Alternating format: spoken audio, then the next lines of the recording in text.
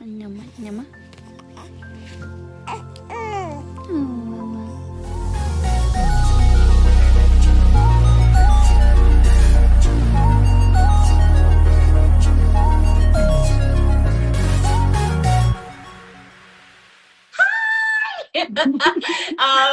We're finally all here. I was just telling Yes. Jasmine, I see all of the great products behind you from the line. But without further ado, let's go ahead and get this started. You guys have been waiting long enough. So And we're so excited. This is our first founder to founder conversation. We have never held one of these before. Two incredible powerhouses getting together, sharing their stories, being inspiring, and I truly am so excited. So first we have, of course, Tia Mowry, our CEO, founder, and beacon of For You by Tia, a brand that was founded for curl confidence with ingredients that you can actually trust. And then the incredible Zoe Oli, unbelievable founder, CEO, and the mastermind behind Beautiful Curly Me. Started this brand. I'm not going to get into the details because we're about to get into the details in the conversation. But Zoe is 14 years old, guys. Okay, youngest CEO to enter Target. She's so incredible. So I'm really excited for this conversation. Her brand is rooted in representation and confidence. So two brands about confidence, about Black beauty, and we're just really excited to have this conversation. So without further ado, I'll let Tia jump first with her question. Thank you so much, Jasmine, again, for that wonderful introduction. And I am so incredibly happy to be interviewing you, Zoe. And I just feel that what you've done with this brand has just been so wonderful. So let's dive in and, share with our audience all about you and your brand and why you are this incredible CEO, what has inspired you. So my first question for you, young lady, 14 years old, that is crazy. How old were you when you launched Beautiful Curly Me? And how old, well, we know how old you are now, 14, but how old were you when you launched your brand? So I was actually 7 years old when I launched it, 6 when I had the idea, the genesis, which we will talk about, and then 7 when I started. Jeez, that is so incredibly young. Like, what grade are you in? I 7 years think old? second grade, first grade, second grade. Yeah. Great. Well, yeah, because my daughter, Cairo, she's 8. So wow. Okay. Well, this brings me up to my next question. A lot of people have ideas but never truly act on them. What made you actually go for it at 7 years old? Be sure to like, share, and subscribe. Yeah, I think it was crazy because for me, it was such a natural thing. Like, I grew up not having confidence in myself at all. I had very low self-esteem. Wow. And actually, like, came home from school and asked my mom why my hair wasn't straight or pretty like my classmates. And so that set her on a whole wild goose chase trying to help me feel beautiful. And when she actually got me a doll that looked like me, I also noticed that that too had straight hair. And I was like, where are the dolls with curly hair, with braids, with other protective styles that I can see myself in? So for me, I was like, well, if we can't go to the stores and find one, well, we gotta make one. Yeah. That was the whole thought process. So I don't think I could have thought about a whole business or it turning into what it has today, which I'm so grateful for. Yeah. But it definitely was just like, I can't find this. I know that there are probably other Black girls or even any girls that are looking for dolls that they can see themselves in. And I was like, we gotta do something about this. You know what? That is fantastic. And I also want to just point out how all of us are wearing like protective styles right now, which I think is just so fantastic. I think, you are so beautiful, so smart, so courageous. And, that is definitely a CEO mindset. You know what I mean? Like, if you don't see it, then let me create it.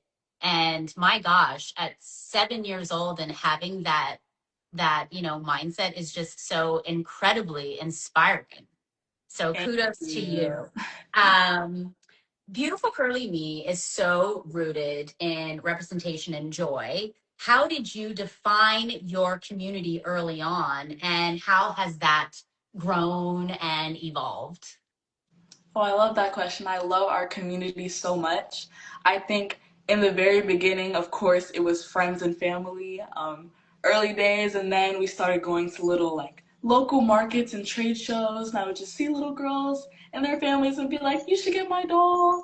You can style her hair. It's really amazing. But I think it's amazing that our community has grown to so many little girls all over the world Mhm. that are able to see themselves in the dolls. We have parents, grandparents, uncles, aunties, everybody is supporting, and I truly appreciate that. So I Aw. think the little Black girls that we serve obviously is at the core of what we do. I also love all the different girls because I think it is important to Yeah. have toys that reflect the world around you.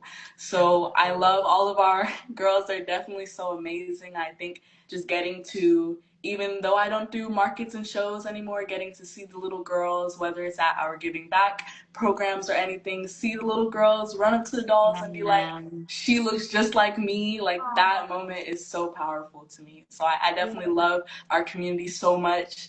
Couldn't be here without them. So super Aw. grateful. That is so awesome. And then you were also saying earlier, even before we got on the live, how you just got back from Africa, which is so amazing. I mean, talk about even broadening your community, Yeah. right?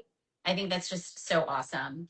Um, I know you include, and I love this about the doll in your doll here. I love that you include a book of affirmations with your Bella doll. And Yeah. I love a good affirmation. And if you guys, want to check out the doll, here it is right here. I have one for Cairo, and I cannot.